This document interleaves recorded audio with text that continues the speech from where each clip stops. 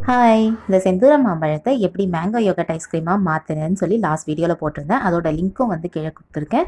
Check பண்ணி பாருங்க. இப்போ புதுசா வீடியோ பார்க்குறவங்களுக்காக நான் மறுபடியும் ஃபர்ஸ்ட்லேருந்தே ஸ்டெப்ஸ் சொல்றேன்.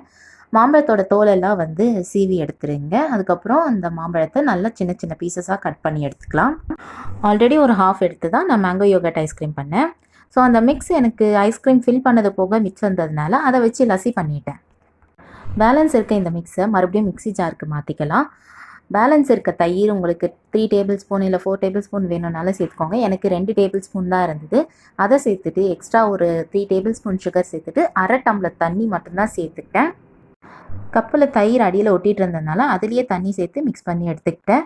சுகர் சேர்த்த கிளிப்பிங் மிஸ் ஆகிடுச்சு. நீங்கள் 3 டேபிள் ஸ்பூன் சுகர் சேர்த்து நல்லா பிளெண்ட் பண்ணி எடுத்துக்கோங்க. அவ்வளோதான், நம்ம லஸ்ஸி ரெடி ஆயிடுச்சு. தண்ணி மட்டும் கொஞ்சம் கேர்ஃபுல்லாக பார்த்து சேர்த்துக்கோங்க. ரொம்ப தண்ணி சேர்த்துடாதீங்க. இப்போ ஒரு பாட்டிலோ இல்லை ஏதோ ஒரு கண்டெய்னர்லையோ போட்டு ஃப்ரிட்ஜில் வச்சு கூலிங்காக சாப்பிடுங்க.